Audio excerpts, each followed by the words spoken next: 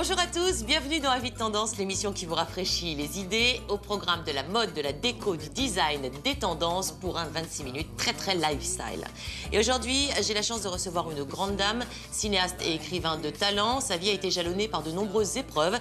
Elle revient d'ailleurs sur la disparition de son compagnon de vie, le réalisateur Alain Corneau, dans un livre baptisé Vers d'autres matins aux éditions Fayard. Je veux bien sûr parler de Nadine Trintignant et je vais aller l'accueillir tout de suite.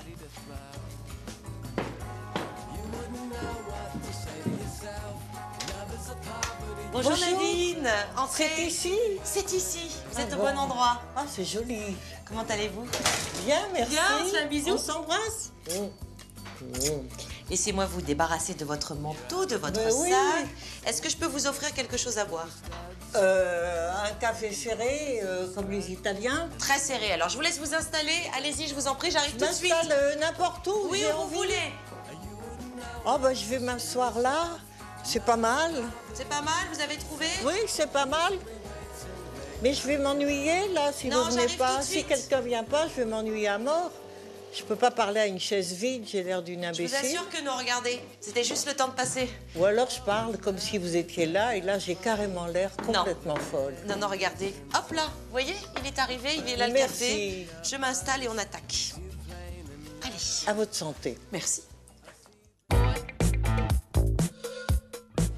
Nadine Trintignant, merci d'être venue nous voir. Merci de m'avoir invitée. Mais c'est un plaisir. On va parler de vous et de votre carrière. Vous avez débuté très jeune dans le cinéma, à l'âge de 15 ans, puisque vous étiez chef monteuse au laboratoire de tirage cinématographique. Vous montiez notamment les films de la Nouvelle Vague.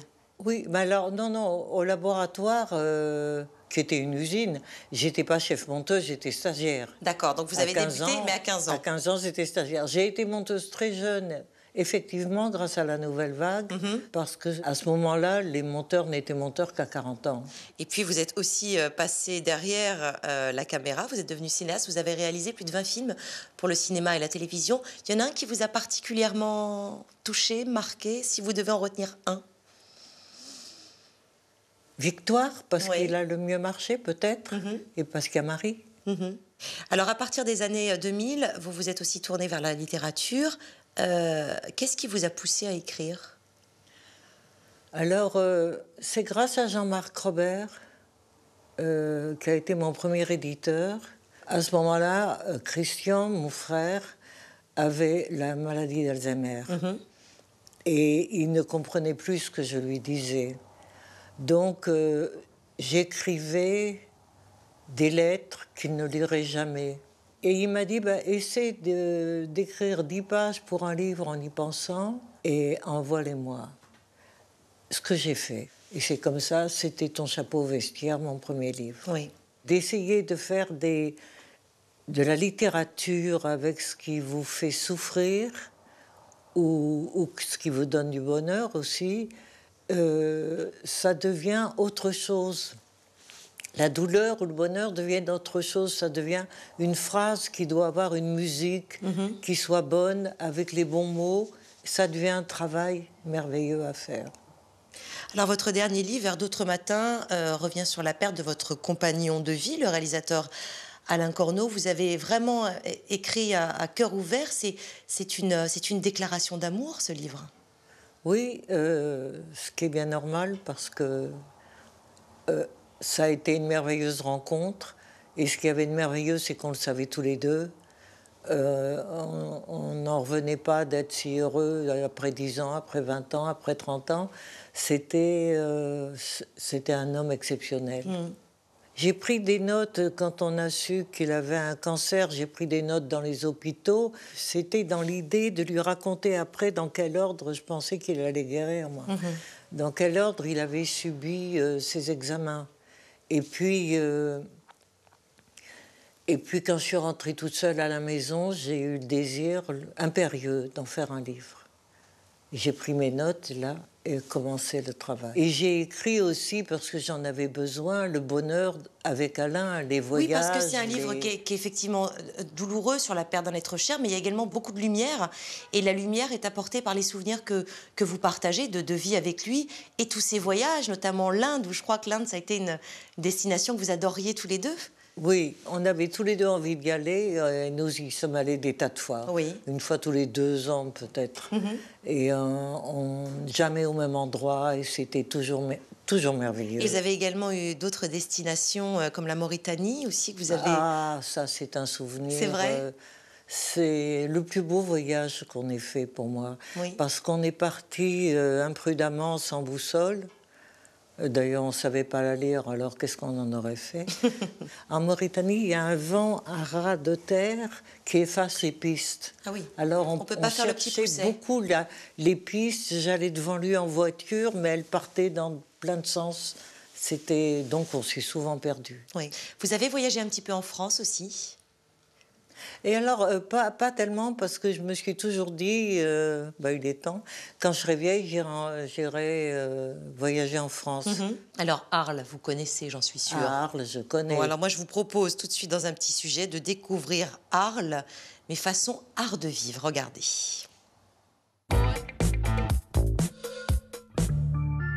Savez-vous qu'on appelle Arles la petite Rome des Gaules? Il faut dire que la cité possède un unique patrimoine antique. Ses monuments romains et romans sont inscrits à l'UNESCO, comme l'amphithéâtre, les arènes et le portail de la cathédrale Sainte-Trophime, pour ne citer que.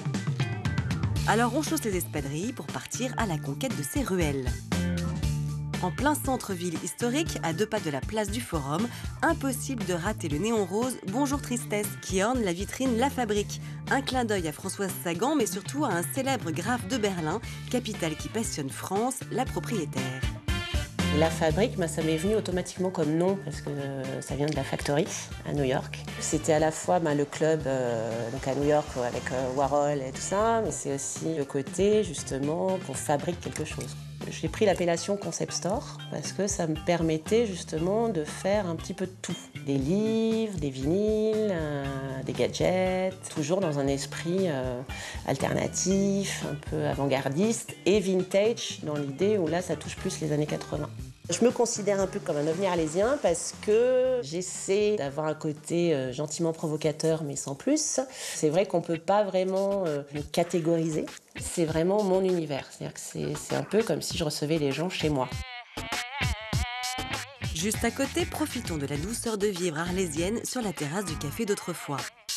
Café d'autrefois, c'était un concept au départ de café ambulant sur les marchés de Provence. Une vente de boissons artisanales faite minute, pur jus de fruits, une spécialité de café, puisque nous sommes diplômés baristas. Ce café ambulant dans un HY, un petit camion, c'est sédentarisé entre guillemets au cœur d'Arles.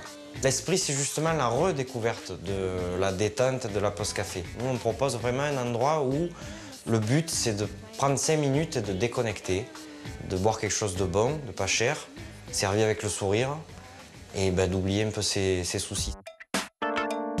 Et pour prolonger la détente jusqu'à l'heure du déjeuner, ici on sert aussi des plats frais à base de produits du marché. Le magasin de jouets se trouve à la jonction de 2 quartiers vivants, La Roquette et le centre historique. Ce lieu hybride et apaisant est une galerie pas comme les autres.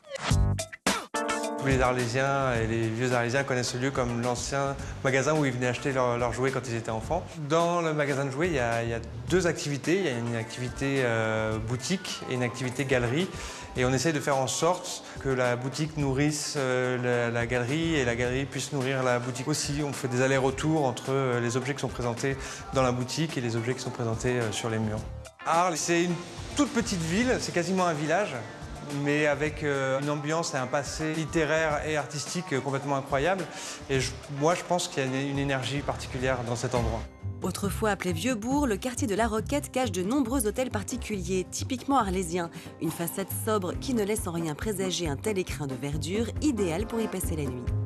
Ici, on se trouve dans un ancien hôtel particulier du début du 19e siècle, qui fut construit par le baron de Chartreuse, qui fut l'un des premiers maires d'Arles, et qui avait construit cette bâtisse un petit peu à la mode des hôtels particuliers parisiens. De l'extérieur, on peut passer devant sans se douter qu'il peut y avoir un lieu comme ça, avec un jardin. Toutes les chambres ici, donc dans l'hôtel, sont un mélange de mobilier chiné et des objets qui, eux, sont beaucoup plus contemporains, beaucoup plus modernes. Le parti pris de l'hôtel, c'est toujours le blanc. Ça met vraiment en valeur les objets qui sont plus anciens. C'est vrai que c'est très typique et très agréable d'être en plein centre-ville avec le chant des oiseaux le matin, le bruit de l'eau, etc. Voilà, c'est ce qui en fait le côté sympathique de ces lieux. Dans un décor hors du temps, notre coup de cœur est une boutique du centre-ville. Entre le cabinet de curiosité et la caverne d'Ali Baba, Farfantello séduit tous les shoppers. Farfantello, c'est un très vieux magasin rétro, de jouets rétro, de vaisselle vintage.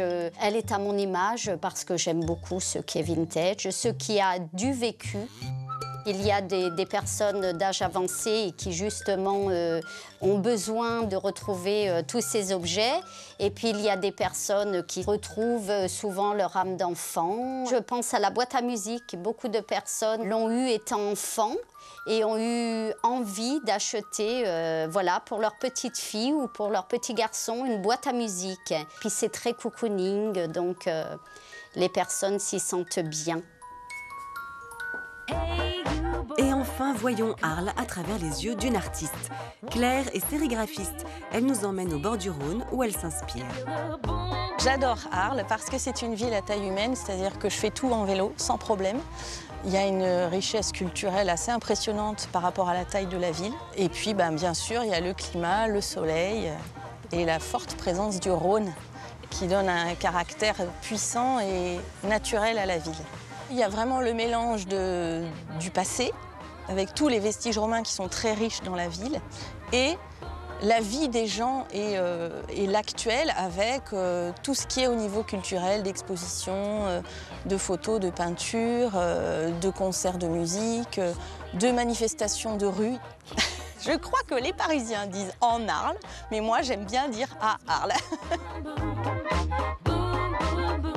Avec plus de 300 jours d'ensoleillement par an, Arles a la nonchalance d'un village provençal. Ici, Van Gogh connut le séjour le plus productif de son existence et dans le dédale de ses ruelles pavées, flotte encore comme un air de bohème.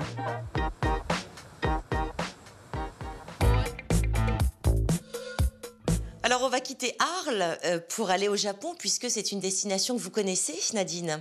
Oui, j'aime beaucoup le Japon, comme beaucoup de gens. Qu'est-ce que vous aimez au Japon ? Alors, ce que j'ai préféré, c'est Kyoto, parce que je ne connais pas, malheureusement, le sud, où il y a des îles merveilleuses, mais Kyoto, les jardins zen, les biches dans les bois, les jardins impériaux le matin, avec des jardiniers qui coupent avec des tout petits ciseaux le gazon, qui ont des coiffes merveilleuses, des costumes somptueux pour jardiner, des tabliers blancs pesés, c'est un rêve. Et leur notion d'art de vivre très très développée au Japon, c'est quand même assez incroyable. Oui, ce qu'il y a de merveilleux, c'est on prend une douche, quand on rentre en France, on se dit qu'on n'est pas propre. Parce que si on prend un bain, après, on est dans l'eau pas claire.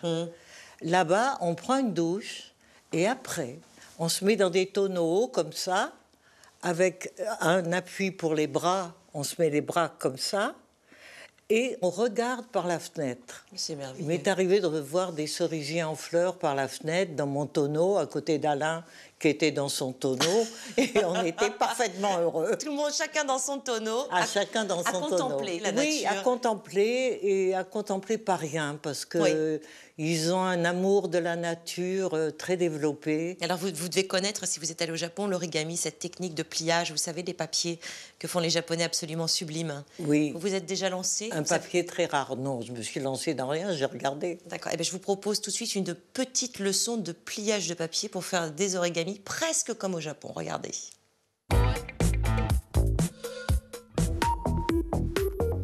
Si vous avez déjà fait des cocottes ou des avions en papier, ou même si vous plissez votre ticket de métro avec minutie, c'est que vous êtes déjà un peu origamiste. L'origami est un art traditionnel du pliage qu'Adeline Clam pratique avec passion. C'est un art de pliage japonais, très ancien, et on peut faire toutes sortes de figurines, des oiseaux, des fleurs. L'origami traditionnel est composé d'un papier japonais appelé shiyogami. Ses couleurs et ses motifs évoquent une atmosphère paisible où jamais rien de méchant ne vous arrivera. C'est un papier souple à base de fibres de mûrier entrelacées.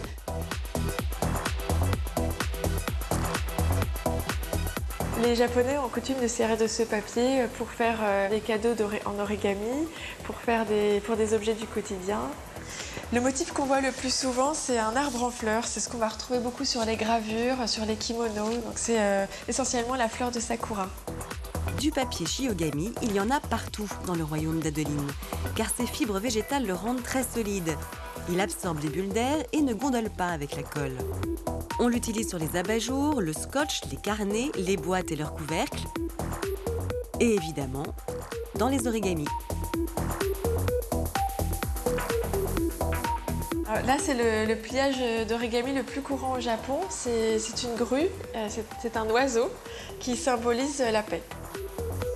L'origami s'apprend doucement, comme une poésie, comme ce ballotin pliable de bonbons en shiogami. Alors voilà, il suffit de pas grand-chose pour faire un ballotin, un petit carré de papier 15 par 15 cm. Et je vais faire les diagonales. Je marque bien les plis, ça va m'aider pour la suite des étapes. Là, je vais mettre de la ligne qui est déjà tracée. Je fais ce pli comme ceci. Je déplie et je fais la même chose pour les 4 angles. J'obtiens des marques de plis qui vont m'aider et qui sont visibles à l'œil nu. Là, je viens avec cet angle sur le point marqué ici et je plie. Et je fais pareil pour les 4 angles.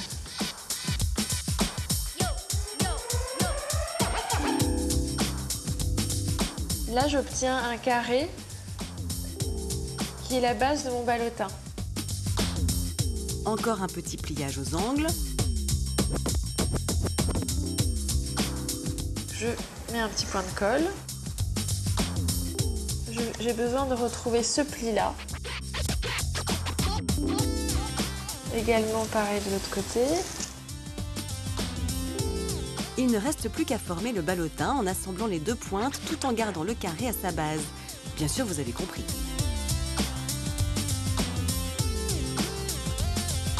Alors là, on met des petits points de colle. On ajoute le paquet de bonbons à l'intérieur.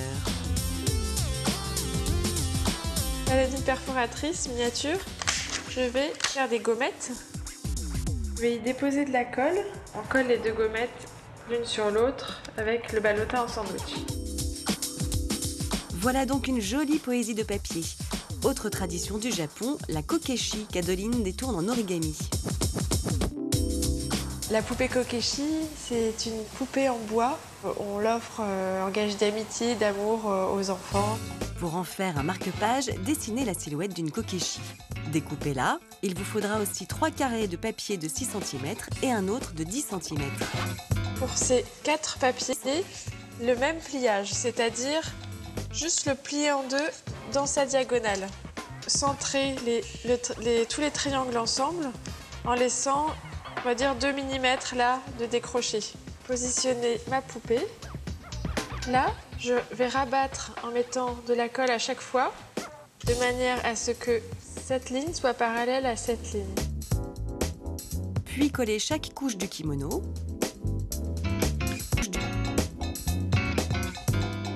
On va faire la deuxième partie avec ce dernier carré 6 cm par 6 cm à 2 cm et demi environ. Là, et je plie. Je viens rabattre ce petit triangle, le même de l'autre côté. Je plie dans le dos et je viens glisser à l'intérieur. On a sa petite tête qui sort. Voilà, il paraît aussi que l'origami a presque les vertus d'une séance de méditation. Alors, pliez!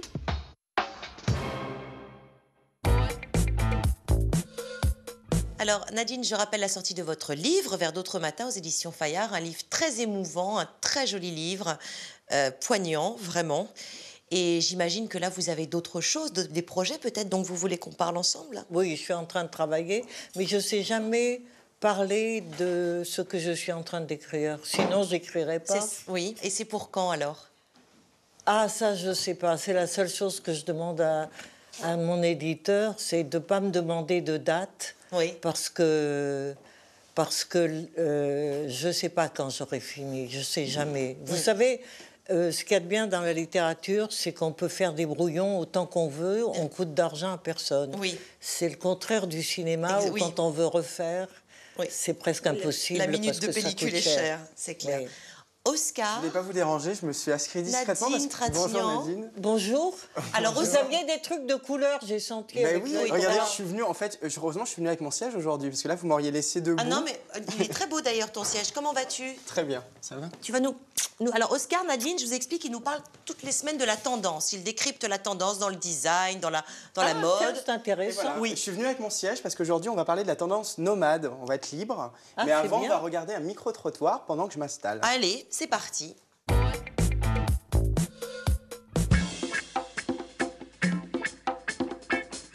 Si je vous dis la tendance nomade, qu'est-ce que ça vous évoque? La tendance nomade. Non, je connais pas. Ça m'évoque les Touaregs. Ça m'évoque le désert. Ça m'évoque marcher dans le désert. Les gitans. Voilà, les manouches. Peut-être des habits pratiques pour se déplacer. On peut imaginer des chaussures de marche, évidemment, plutôt que des chaussures de ville. En dehors de ça, non, je vois pas vraiment ce que ça peut être comme tendance. C'est pas mal. Ah, la tendance nomade, moi je pense plus à une personnalité nomade, c'est-à-dire un état d'esprit. C'est tout le voyage, voilà, l'itinérance, les pays type la Mongolie, ce genre de choses-là, quoi. Tout un art de vivre, une culture. Ça veut dire avoir envie de bouger, d'aller voir ailleurs comment sont les choses. C'est l'éphémère, justement, c'est l'anticonsumérisme, c'est la chose, on n'accumule pas, on peut mettre voilà, tout ce qu'on a, ça peut se porter sur dans une valise. Voilà. Vous avez tout, vous êtes un peu nomade vous-même? J'aurais tendance à être un peu nomade, mais en vieillissant, on finit par se sédentariser, malheureusement. L'Afrique, le désert, la liberté. La liberté. Est-ce que vous vous sentez libre? Assez. Alors vous êtes un peu nomade? Un peu nomade, tout à fait.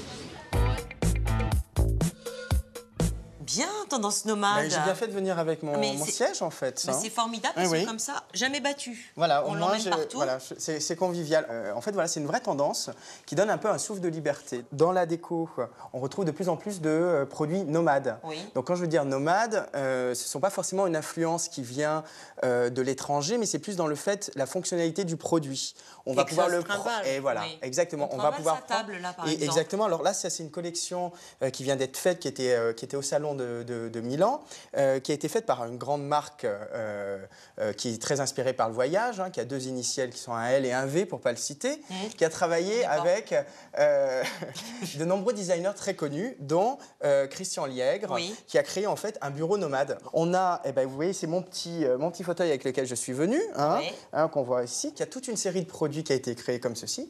Et puis, je ne sais pas si vous avez remarqué dans la rue, je ne sais pas, Nadine, si vous avez vu dans la rue, il y a beaucoup aujourd'hui, la gastronomie, elle vient à nous. C'est ce qu'on appelle la street food. Donc, c'est une vraie tendance. Vous avez vraiment les camions qui sont conçus comme des cuisines, finalement, avec des vrais bons produits. Et donc, je vous ai ramené quelques produits nomades pour illustrer le sujet. Cette marque a eu l'idée, en fait, d'enfermer, en fait, une essence liée au voyage, qui va vous rappeler un souvenir. Donc, si vous allez, par exemple, à Abu Dhabi, vous avez le parfum qui va vous rappeler ce week-end à Abu Dhabi ou à Bali ou à New York, Istanbul.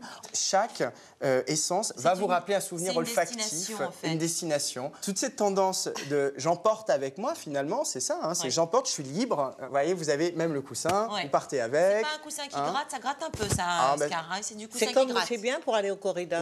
Voilà, très bien. Effectivement, vous allez à la corrida, et souvent, c'est ce qui se fait en Espagne. Elles viennent avec leur petit coussin pour s'asseoir. Bien sûr, les hommes aussi. Et les hommes aussi, effectivement. Et puis, alors, dernière chose, donc au niveau du luminaire, pareil, il y a cette tendance, comme je vous disais, il n'y a plus de frein dans la maison. C'est très pratique. Et vous voyez, c'est très pratique. Vous l'allumez pour dans le jardin. Vous n'avez pas forcément de lampe, vous la posez sur la table, au bord de la piscine. Et vous la chargez comment? Vous la chargez, vous avez un petit chargeur.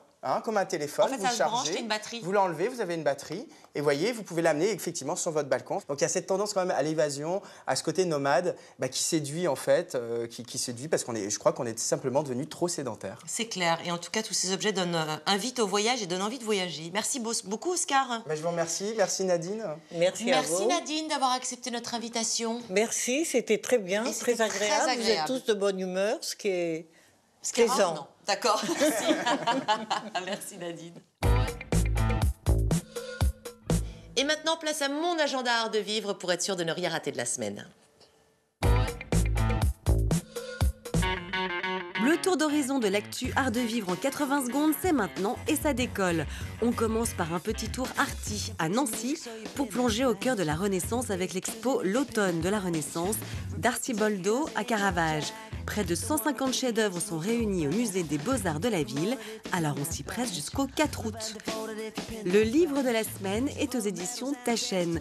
Le volume 3 de Architecture Now vient de sortir, avis aux gourmands des plaisirs des yeux. Besoin de soleil? Normal. Heureusement, le salon Vivre Côté Sud ouvre ses portes avec 200 exposants sélectionnés en plein air pour présenter les nouveautés de la douceur de vivre.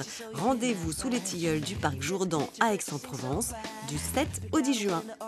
Le coup de cœur de la semaine est un hommage design avec l'expo événement des frères Bouroulec Momentané. Conçue comme une monumentale installation, cette exposition couvre sur 1000 m² l'ensemble de la carrière des deux designers.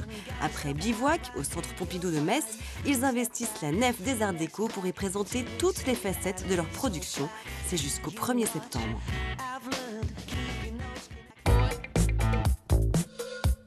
Et bien voilà, Avis de Tendance est déjà terminé. On se retrouve bien sûr dès la semaine prochaine avec un nouvel invité pour parler art de vivre. En attendant, allez faire un petit tour sur le site stylia.fr pour retrouver toutes les infos sur l'émission.